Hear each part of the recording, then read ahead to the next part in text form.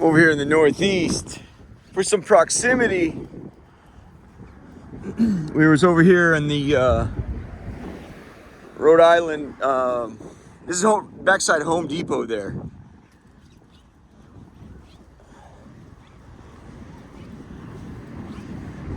This is right there.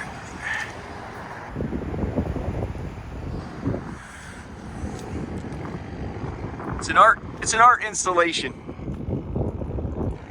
So it's December 7. As FDR said, it's a day that will live in infamy. It's also my Uncle Mark's birthday, so Uncle Mark, I wish you well and happy birthday. We're gonna try to cut across from the Rhode Island neighborhood here over to Trinidad and up Bladensburg. A little history there, so kind of at the very end, hopefully a little gift for my Uncle Mark. But do a little talk on some things. So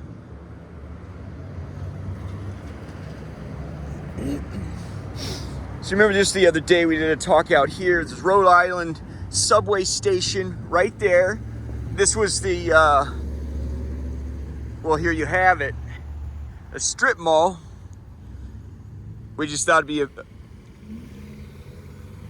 why did it happen? We just thought it'd be a fantastic fucking idea. I don't know. Strip mall, the big box, and of course that little tiny little village right next to the, I think they call that technically a TOD, a transit-oriented development.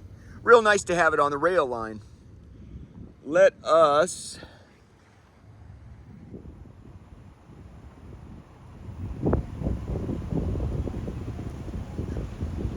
Troop.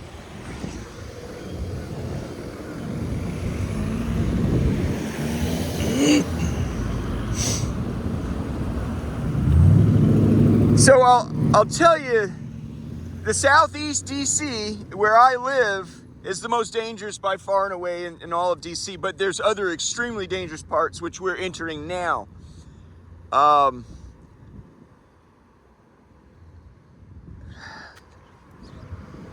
prefer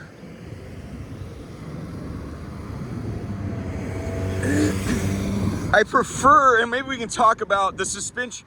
Part of why war can be romantic, it's the suspension of laws and ideas of societies. There's parts of a war that absolute hell. You should never go to war for that reason. But there's something romantic about war, and as my Uncle Mark handed me a bunch of books, a big box of books years ago, it kind of got me started. And we'll maybe talk about the suspension of laws. In the Southeast, the laws are completely suspended, and so it works just like what street is this?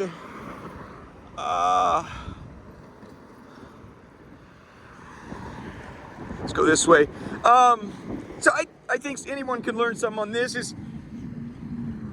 That's partly why. So it's mutually assured destruction. We're in the Southeast. Even the killers are scared because it's certain. If you're an asshole in the Southeast, it's certain you're already aware that the laws have been suspended over there. So the likelihood of you being killed is just as good as the other guy killing you. You know what I mean? It's mutually assured destruction. That's why we can't stop a nuclear weapon in this country. What we have is a deterrent. If you do it to us, we'll do it to you, sort of thing. They call it MAD, mutually assured destruction. I don't like coming over here too much, though. This is where I got my start, so there's some romance for me. When I came out here, it's a Trinidad neighborhood. Yeah, when it came about that my family, I don't like talking about it. It's one thing. The rights, for all their faults, they hate fucking scandalous shit. They hate absolutely. It's like, fuck, this is fucking beneath us. Well, then we find out, well, hell's involved, friend. So now we all, they didn't know that like every moment you send JD further and further down, you've set your own hook. They didn't know when I go down there, they're going down with me. They didn't know that. That's what you dabble with when you're fucking with the devil. I mean, and I can only guess that after I'm gone, that's some purpose that they can serve is in their great, I imagine, humility now, right? They can assure people, no, this thing is fucking, you know, you have an obligation to do what you can to further the truth in this event.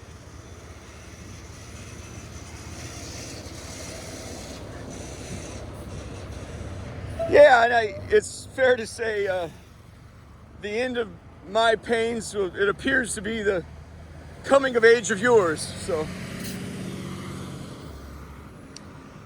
but over here, so the suspension of laws is everyone knows on the southeast. You're there. You're in for you. It's not you're not gonna bump into somebody that goes, you know, we'll hunt you down. If you're down there, we already fucking know, you know. So what we're trying to do, what I don't like, I like to be in the heart of the danger. I feel safer.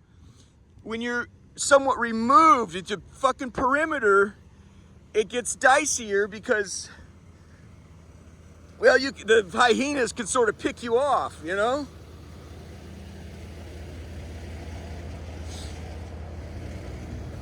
That makes me nervous. Oh, here's a bike. Are the tires? The tires are good.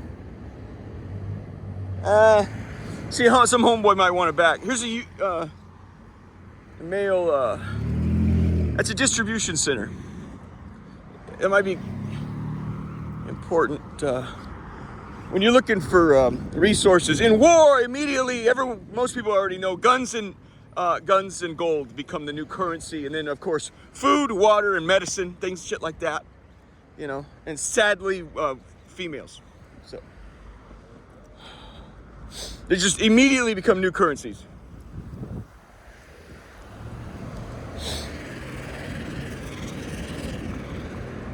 I want to get over. So I'm going by. I think those are the train tracks over there. Look at that jump right there. Communications.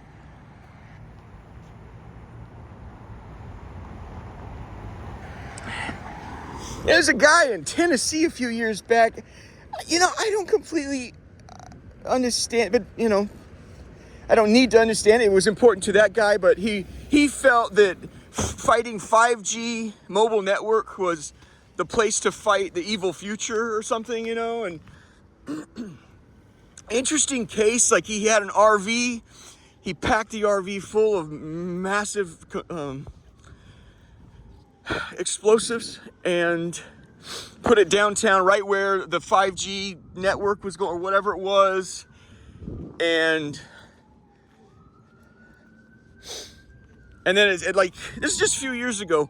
And at one point there was a speaker inside the RV, and the speaker began to say to passersby,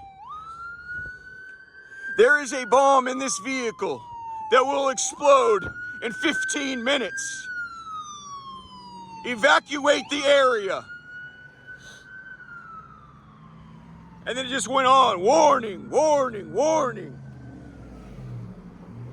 There's a bomb in this vehicle that will detonate in 14 minutes and 45 seconds. Please evacuate the area. All the way down to everyone just fuck. They said, hey, you don't have to tell me twice, asshole. All the way down to 10, 9, 8. I don't want to scare some of these people. Yeah. You gotta be careful here. And when it got to 0, it detonated. And of course, the interesting thing was he was inside of it. So, but you know, that was what he felt. And I don't know.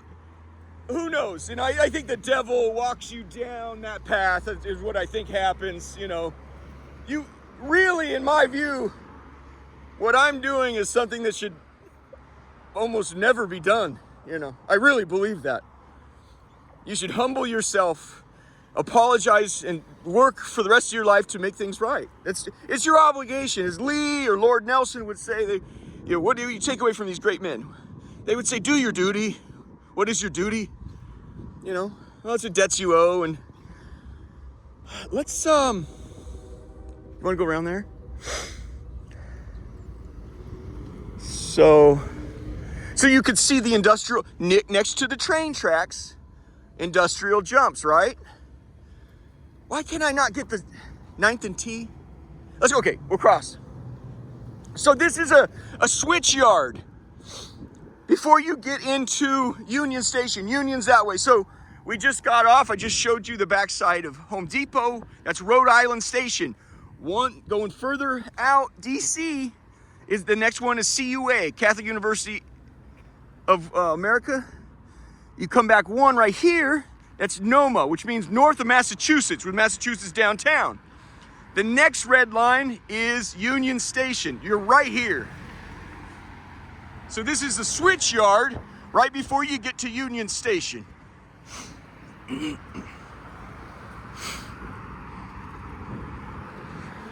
Yeah, I don't, everything about, I hate just about every single thing there is about it, evangelical and Protestant American. You know, their theology is attack your neighbor. A Catholic theology, which it doesn't matter, but because they're the church, but their theology is attack yourself. You need to get right. Okay, so some of these guys have little villages set up here. Let's just, so it's right over there. It's a real neat thing. We're gonna go over the train track here. You can look at this later. 9th Street Bridge. Hey, Uncle Frank, I went into, there's, oh, Muriel Bowser, she's mayor now. She was city council. I went into a meeting in Veneta. We had a problem with, like, they're giving system development charges on a deal. I walked into Veneta, and then it was bronzed in there. It's Frank Wright, Public Works Administrator or whatever, but anyway, shout out to, yeah.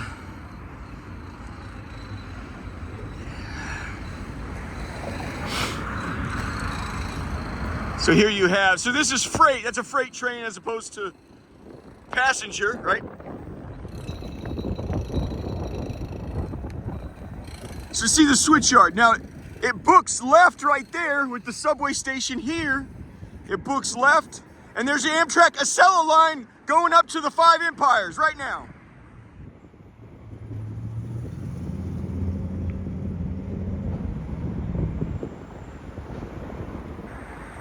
He left Union Station around that corner 22 seconds ago, friend. That's how close it is. Here's your...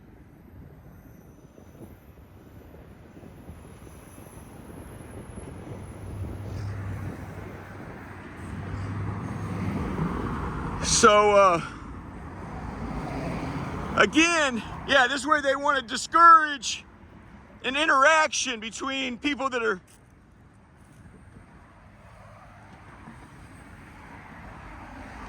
You saw that on the backside of Union. Interesting, that kid that took out that CEO, they still haven't found him, which is kind of congruent, excuse me, congruent with all his behavior, and it appeared that things were well planned out. I mean, you know.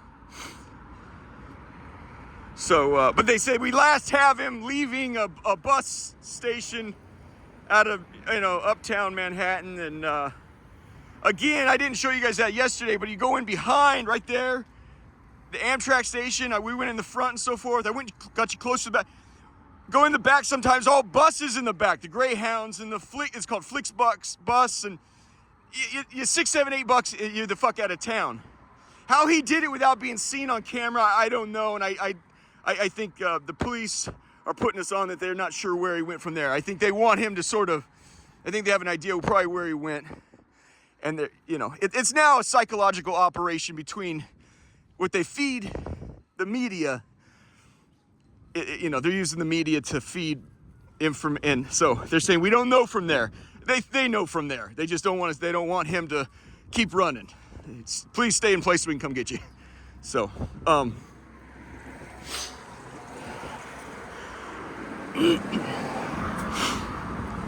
Yeah, the congruity with kind of what my videos is, it's hard to not notice that. So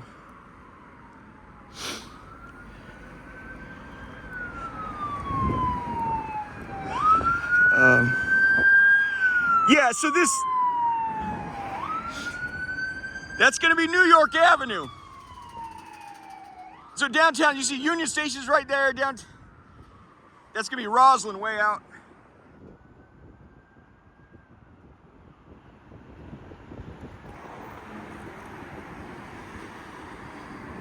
Right? Or is Roslyn a little, anyway, it's, yeah, they got cameras all, yeah, don't tell me you don't know where he went when he got inside the bus station. That's impossible. We're way the fuck out, and I mean, unless he's really that fucking good.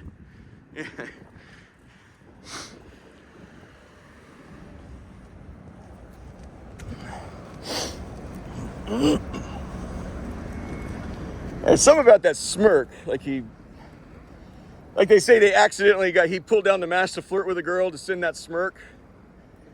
The guy knew every last thing he touched would be turned over. Everything he touched. It just feels like maybe that smirk was purposeful.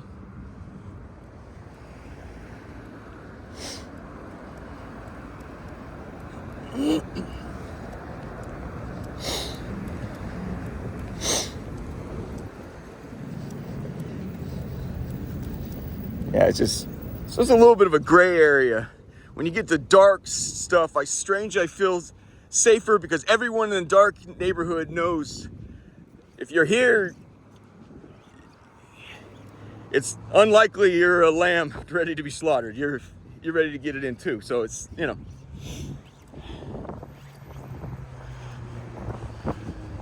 But this is going to be the backside of Gallaudet University. It's incidentally ties in nice with the story. A lot of my family's out of Riverside, California.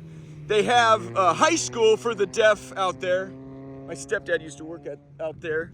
This is the flagship and premier university in the United States of America for the deaf and hard of hearing. So I feel like I don't know, when I watch them talk to each other and so forth, it's very interesting to me. Just to try to convey your meaning in some other way, you know. That's just when there was a study done once, and honestly, studies are often bullshit, even by the doctors putting them on, but there's a study once done that said people use their words more often to conceal the truth rather than to reveal it. And that's one study I think it's far worse than that. You're almost always full of shit. You use your words more often to conceal the truth rather than to reveal it. How you doing today? Oh, good. Yeah. So I'm the Wright family for our entire existence. Not all of them, but you know, that's the one thing the Wrights had that I desperately wish to, like, it's between them and God. I imagine he knocked it out of them permanently, but it's the love bomb. It's the American love bomb. And it works every fucking time. The Wrights will put on, they're cool people, and it's like they just think the world of you, and it's like you're seduced every fucking time. You know? You know, what the fuck? Why are you so glad to see this cocksucker? You know? And it worked. It's like reverse. It's a fantastic sort of, you know, it's like the oldest trick ever, you know? It's like when the devil lied to Eve. Mary's the new Eve. You can see how I got that mixed up. She was promised that she would be there would be a new Eve, and that's Mother Mary. I imagine, this is how I take it when it went off. Um,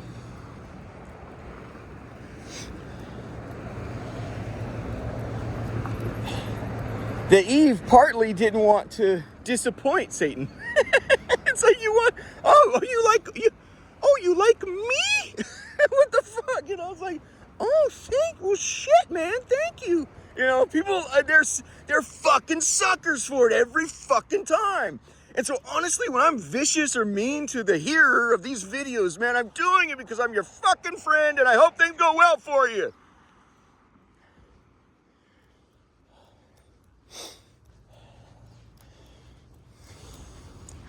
Anytime somebody's excessively nice to you, be immediately suspicious.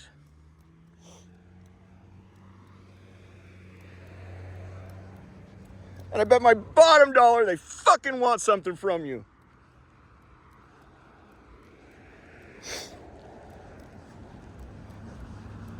I have to say this. This is terrible. I have to say it. But I think they're going to look back at some of the way I was a wild, crazy dude and shit was popping I was under this, just beat to shit. Some of my text messages come across as very crisp and aggressive, and honestly, that's part of the virtue, man. You have to know. I'm like entering into. I have to make my purpose immediately clear. I'm here to cannibalize you. Do you wish to engage in that with me? I want to eat you for fucking dinner. Let me know if you're interested. It's just weird. I can't. It's something I tried because my family's always the fucking love bomb. I don't love you.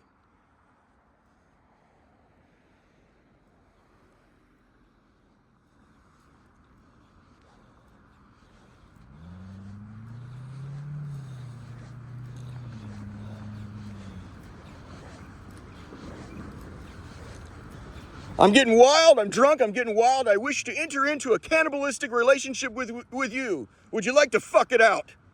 And then hope neither one of us ends up in hell.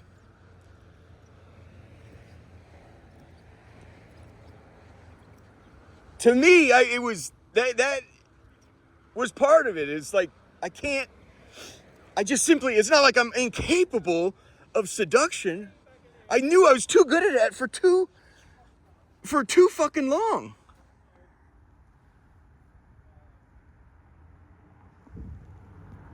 I never wanted to lie ever again.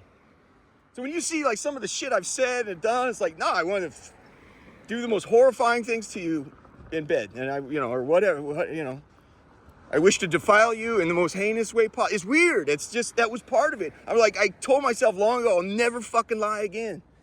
It had surprising byproducts. It was very difficult for me because, I don't know, I ended up alone, and I don't know, I prayed all these prayers that, grant my family didn't know anything about it, and, Of course, I imagine you cocksuckers have learned how to talk. From thence to hence, right? You're now like, well, maybe we should talk about things.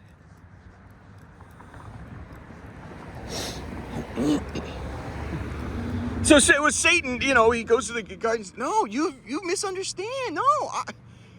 No, actually, I'm actually trying to do you a greater favor. What you've heard, and I don't know where you've heard it, but this fruit here it's not like you think.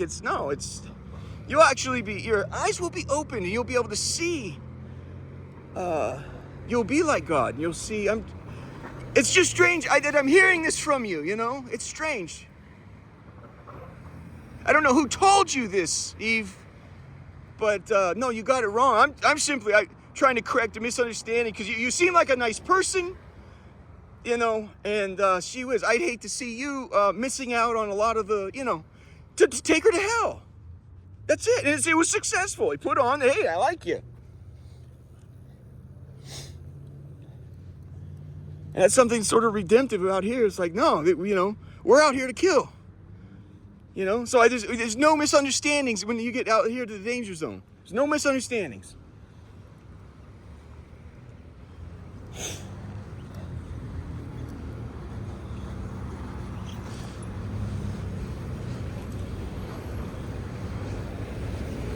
Oh, did I overshoot? I overshot it, didn't I? This is West Virginia.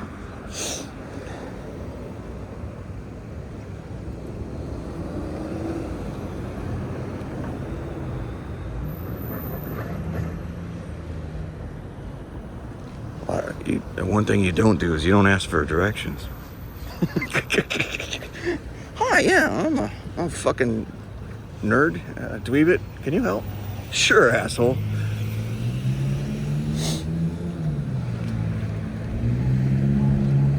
Okay, so this will take you to Florida Avenue, which takes you close to Noma Gallaudet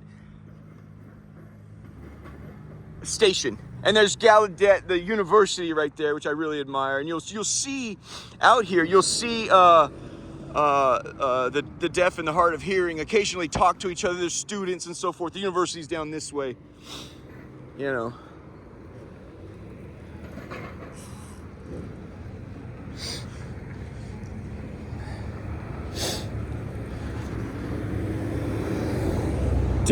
I'm sorry, I got lost in my thoughts. So I think New York Avenue is going to be back down there.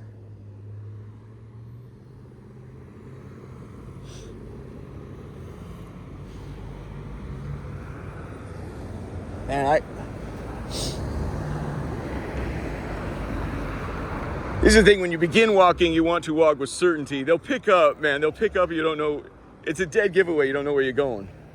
So you decide where you're walking before you start.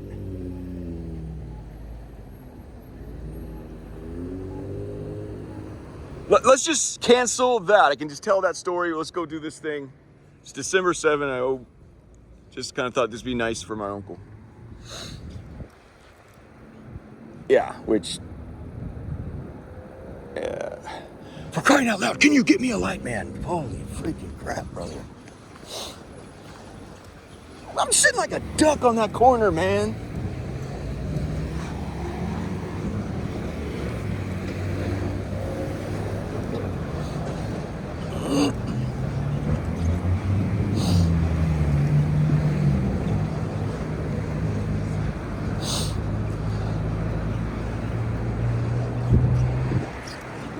Oh, that's a good point. Okay, this is something I decided long ago, but Jesus, or a few years ago when it happened, Jesus would like me to share it with you. Like you look at those text messages I sent that woman, that's how I got crucified online, right? And in real life, yeah. Anyway, that's not the worst thing I've ever done. I don't, it's interesting. It's interesting that Laura thought that would be the best way to, she's your own director of your own affairs, and that's how she decided this would be it's not the worst thing I've ever done. I sent, there was this woman that I engaged in cannibalistic behavior with before. Yeah, down some dark alleys and shit, and she was far more like sexually illuminated than I was. And she's just into some wild shit, man. And well, and I'm kind of sexually frigid too, so it was quite a pair. But anyway, I knew, I had heard and discovered online that she was returning that voyage, or that hell-defying voyage into, I think she's coming out of a divorce or something, and she was returning to the Lord. He was bringing her back into the bringing her back to the throne. And I knew, I'd known that she cleaned up her act and she was a different person online and this and that. I sent her text messages over when I was drunk, over and over again, saying let's get it on, and reminding her of all the things that we did together and this and that. And at one point she had told me, I don't want you text messaging me anymore. And I was so, wild at the time. I remember I texted her back. I said, hey, if my text messages are unwanted, if you could just block me, because I'm going through some stuff right now and I get drunk, and that was kind of the last. And I did text her again, I said, I'm in it again, and friend, that by far and away beats the other one where I was involved in what I did with the other guy with that. It's kind of private shit, but we were engaged in a recently a sexual relationship. We were engaged in, that's kind of private, right? This woman had said, I've changed my life. I'm trying to be faithful to God. Friends, that is by far and away worse. Trying to drag a woman to hell. She's returned to the throne of God. And I'm trying to like pull her legs, say, no, remember, honestly, it couldn't have been better if it was written by the devil himself. Remember how we did this, and this, and you said this, and I said that, and it's while she's trying to return to the Lord and trying to be faithful, and this other gal, she wasn't interested. She just deleted, like she said, yeah, I deleted it. No, it wasn't. She didn't really. Yeah. But the other one had been, some years had passed, and it was clear, I learned that she was trying to be an upright Christian, and, that's by far and away worse, So I feel like that needs to be disclosed. I disclosed it 4, 5, 6 months ago when I was doing these videos, but it seems like Jesus wants me to say that again now.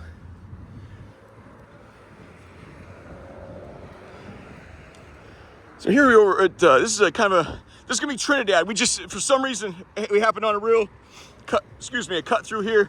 Trinidad is one of my first places I came to at DC. I stayed at this is where we're gonna end up, to the cemetery, where everyone ends up, right? So despite what you think about the promises I'm telling you Jesus has made to America, you will agree you will certainly die, right? So anyway, down this way is Trinidad. There's a recreation center. It's right down there. And, what's up, bro? Yeah.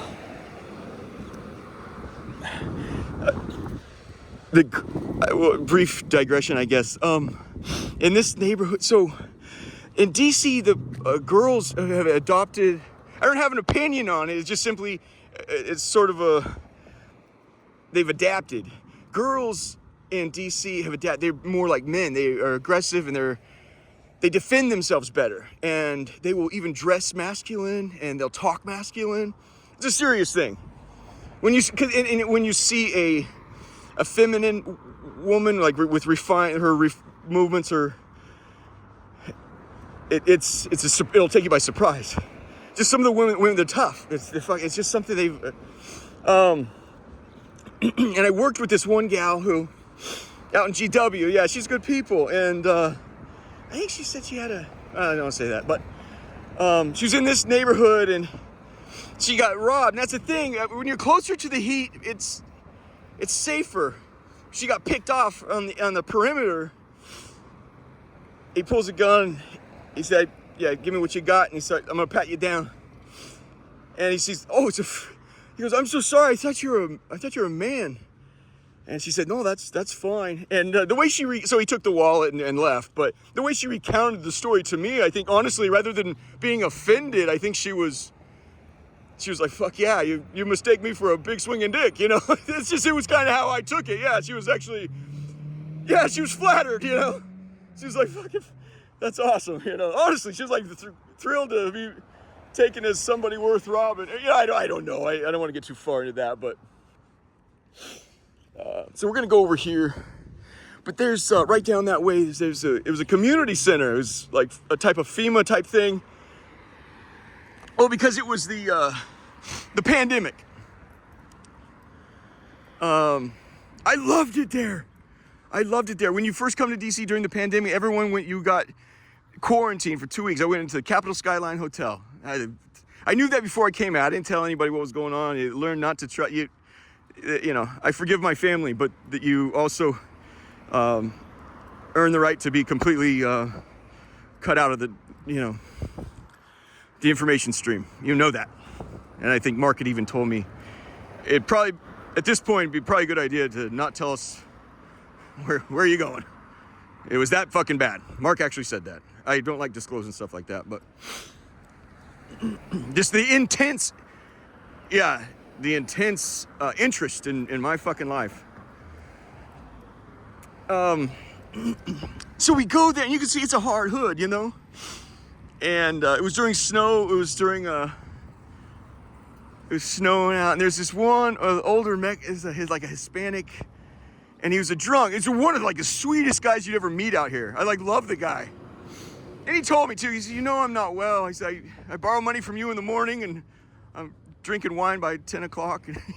You know, he says, you know I'm not well. But that was after we became friends. But one night we're all getting in our cots, the little FEMA cots, you know? And I didn't know him at all. It's just a bunch of random people. And he says, he was drunk from drinking all day. He looks at me. I mean, he was so drunk, he could only open one eye.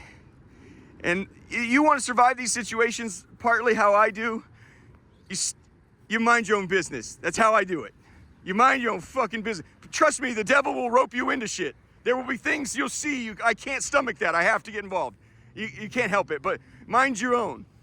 So nobody really, he said, yeah, a lot of people later said, we thought you were a professor, or like, you know, it's hard to make out, but, or he said, or maybe a journalist, but, he says, this is a big part of the story. We missed New York Avenue. He goes, he looks at me with one eye open. At the end of the night, he goes, I know what you need. I shit you not. And I heard what he said, but I need to digest what he's saying. So I asked him to repeat it. I'm sorry, what's that? He goes, I know what you need.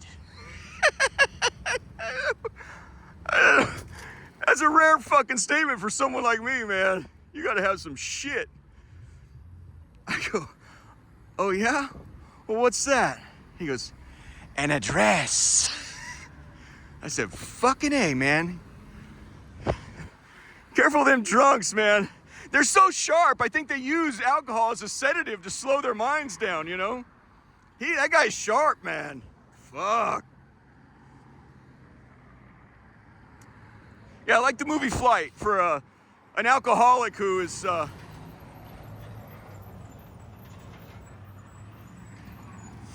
British came this way into town.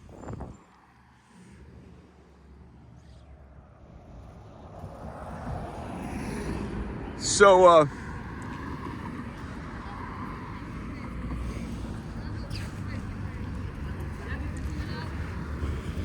yeah, I couldn't believe he said it. I go, well, shit, man, you know what you're talking about. Yeah, I love the movie Flight for an alcoholic who's like, anyway, you gotta be careful. They're sharp as hell, but. So it's Mount Olivier. Kind of like the Mount of Olives where Jesus, you need Faustina's diary. He's talking to Faustina and he says, where my soul, he says in the Garden of Olives where my soul was crushed, or something like that. And you're like, dang, it changes the way you look at a lot of stuff. He was crushed before he went.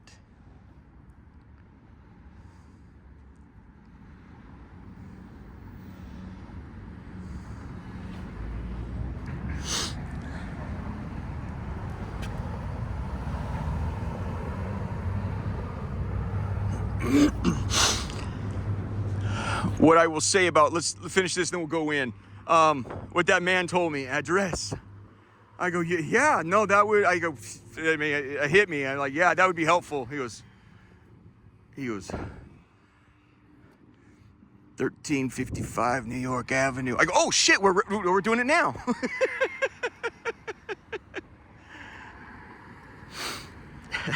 He had everything, you know, everything is 1355 New York Avenue. You have to put the quadrant, northeast quadrant, in. You have to put NE, and then Washington, D.C., or just WDC, and then 20001. 5 or 8 or 9, I don't know what it was, but you can look it up. But the point is, that's when I got the address. Then you sign up for healthcare. Then you get your ID, and it's like bingo, bango, bongo. So if you're lost in America, I know what you need. Moreover, let me tell you how much of a trump card it is. I don't know, even though I come from the desert Southwest and have Hispanics in my family whom I love very, very much. I don't know what it's like to go back and forth over the border. I can tell you this, though. The immigration, the ICE, immigration and customs enforcement, things like that, they said the big problem we come up with, you'll have to do your own research, friend. The big problem we come up with is they show up with a fucking address. And it's given to them by Catholic Charities. Catholic Charities will give them an address. Once they have that, it somehow puts a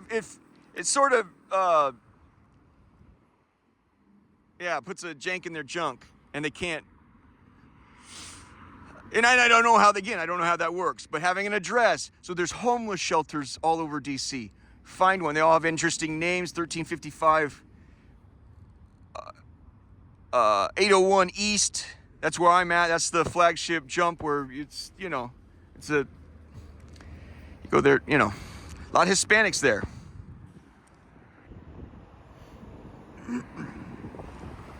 Yeah, but the law don't go out there. They're out there, but they don't rule. But that address is 2722 MLK Jr. Avenue Southeast, SE, and then Washington, D.C. 20032. But they're all over the place. Just pick one, or pick a Catholic Charities address. I know what you need. Yeah, and Trump, of course, Trump's threatening. I guess his big thing. That's the thing to satisfy your own people. One thing that you do is you create an enemy. So it's immigration. It's the dirty Mexicans, apparently. And I guess that are our enemy right now, and they need all to be sent by South America. However, there is truth, and that's when you lie, like Donald Trump does. He costs himself because he's right in some of the shit he says. I've seen it myself. They do turn murderers out of prison and hardened criminals out of prison from Venezuela and other South American countries and send them here. Who's that big, enormous drug king that we finally killed down there? And he was looked at as a god because he was sending them a disease, cocaine, which you could convert to crack. And in return, we would send our money.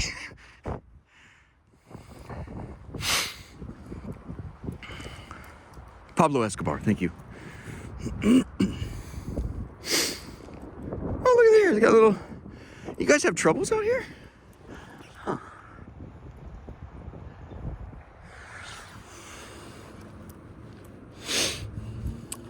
But, so,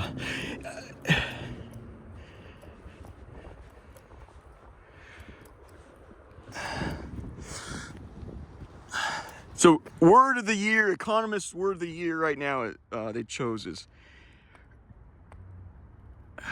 CAC. How do you say it?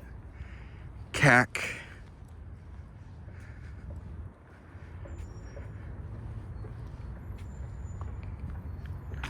Cactocracy? Cactocracy?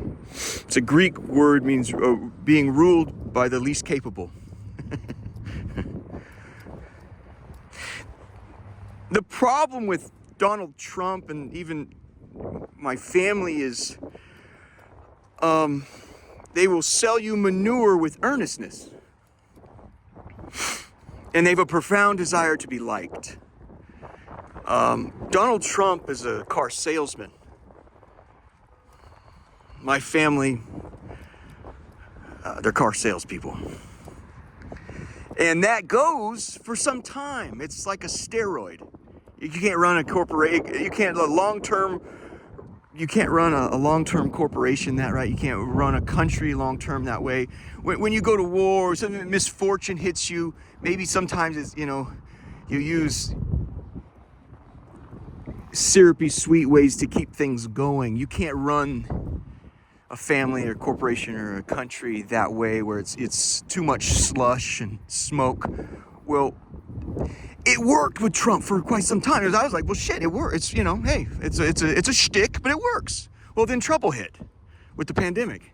It's like, oh, fuck, the fucking car. Holy shit, he couldn't get the car right. You know, it's like, fuck. And then in a desperate attempt to right the car, he loses it. He loses the election because well, people are douchebags to start with. I mean, if you like the guy, you go with him. So he hits a bump, you know, I mean, anyway. So he wipes out at the pandemic, totally mishandles that. Then in a desperate attempt to right the car because he lost the election, he claims voter fraud. That is now driving the car off a cliff and hoping it turns into a fucking airplane.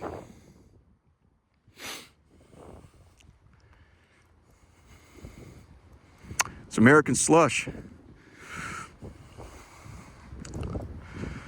It's the leader you deserve.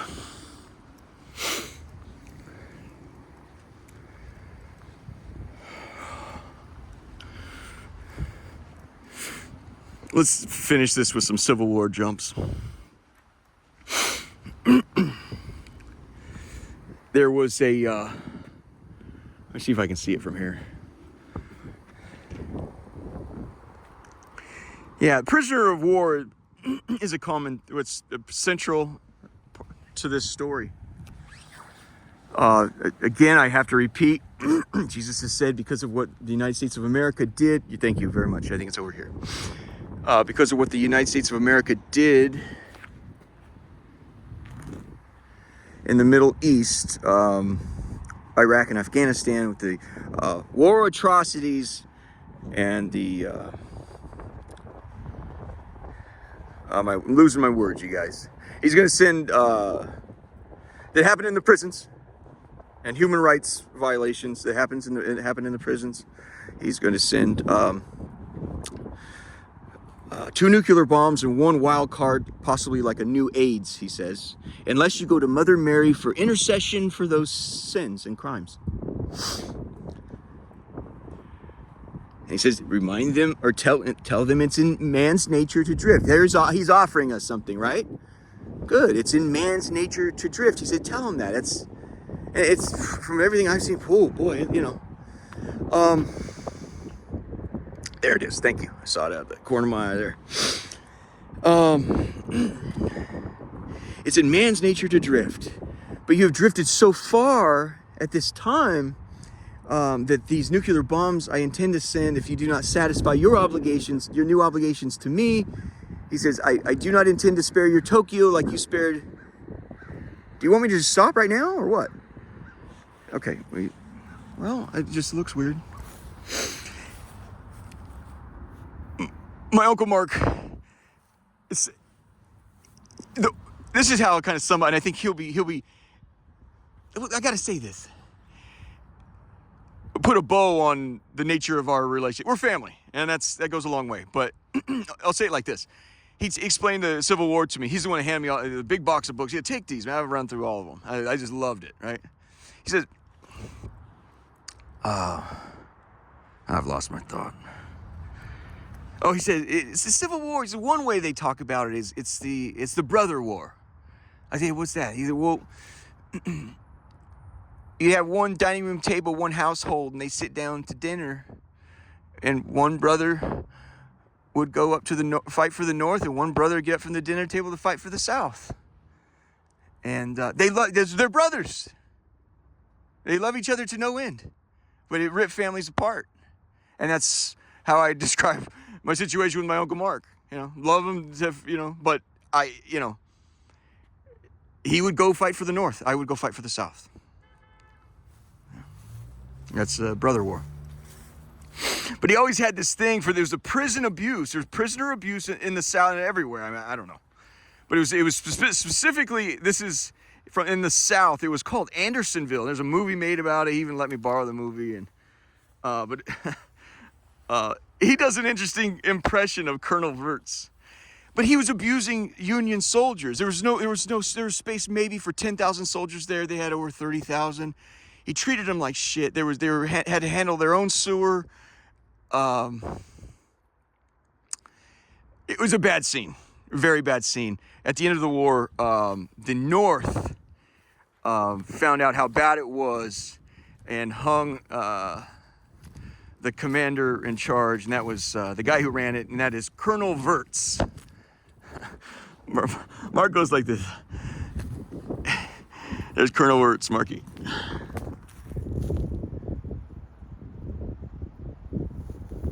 You'll notice the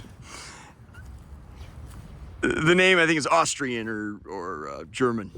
You know, we all come from Europe or Africa, or we come from somewhere else, right? There you go.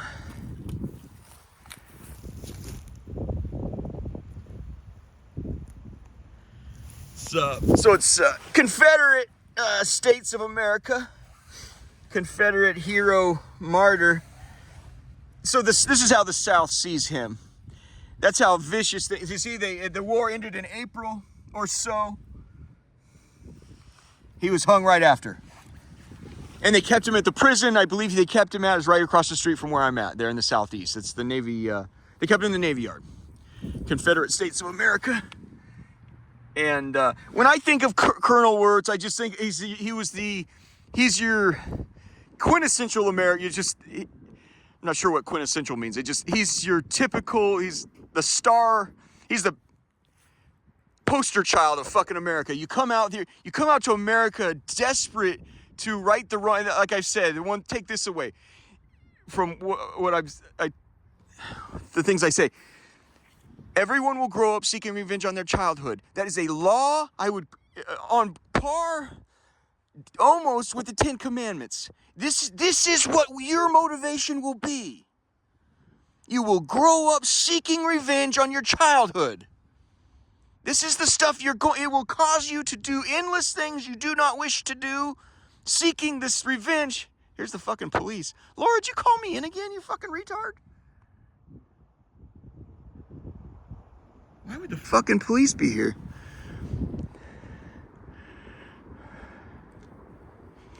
Well, if they stop me, I'm going in. This would be it. I think I've got warrants. This would be it. Hail Mary, full of grace, the Lord is with thee. Blessed art thou amongst women, and blessed is the fruit of thy womb, Jesus. Holy Mary, Mother of God, pray for us sinners now and at the hour of our death. Amen.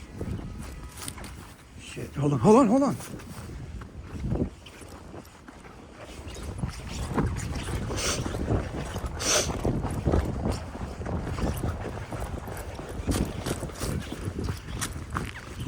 Why would the fucking police come to a cemetery?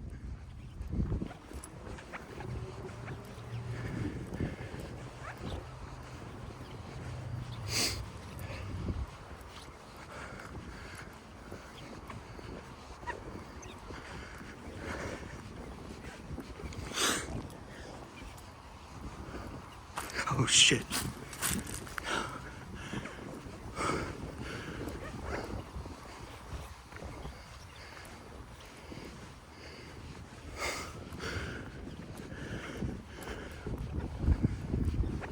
It's like that scene in that movie years ago. It's like two astronauts are up in space.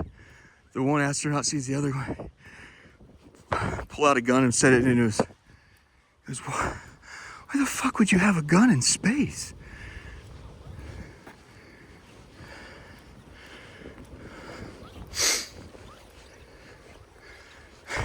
Yeah, that's when he knew there's a jackpot.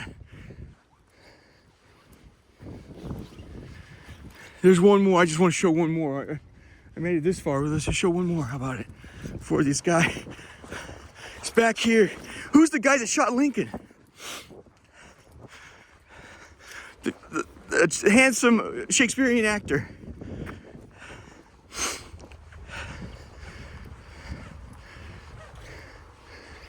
His co-conspirators down there in Chinatown. Her house is still there. He left there, the townhouse there in Chinatown, and went over to the theater. It's her last words to him. She knew about it. They hung her for just having known and didn't tell anybody. It's war, man. Like, I'm supposed to come inform you. There's, it's war. Where is it? Anyway, they hung her for it. It's the first woman the United States of America ever hung. She got the death penalty. And there's ghosts and demon stories about DC. But one of the stories is, seriously, on the night of her being hung, her daughter went to the White House, knocked on the White House door, and pleaded and begged for her mother's life, which was denied. Did they knock it over, dude?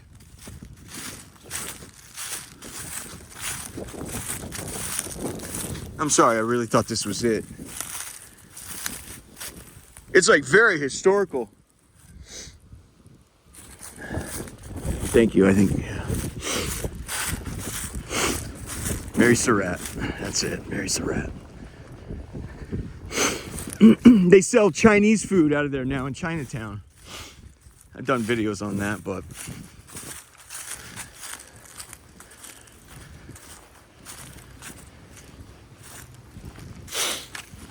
if this is yeah, we'll use poetry. What's he saying? The Grand Budapest Hotel. We all desire a perfect life, and it's just, So we'll use his silliness in that movie to close us out, if I can find it.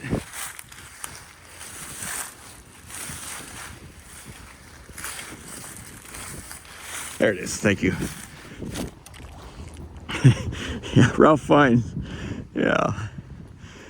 If this do be the end, farewell, cried the wounded piper boy. As the muskets cracked and the yeomen roared, hurrah! And the ramparts fell. Methinks, me breathes me last, me fears, said he. Happy birthday, Uncle Mark.